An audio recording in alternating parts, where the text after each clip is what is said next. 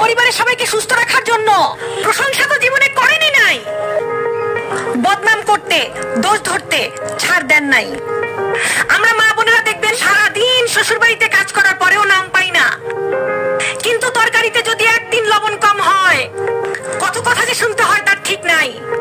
নির্মম কিছু সত্য কথা বলবো, মনোযোগ দিয়ে শোনেন। নিজের টাকা দিয়ে যখন রেস্টুরেন্টে খেতে যান, খাবারও খান, টিপসও দেন, আবার বাইরে এসে স্ট্যাটাস মারেন। কয়জন আছেন ফেসবুকে স্ট্যাটাস দিয়েছেন, মা আপনাকে ধন্যবাদ, আজীবন রান্না করে খাইয়েছেন।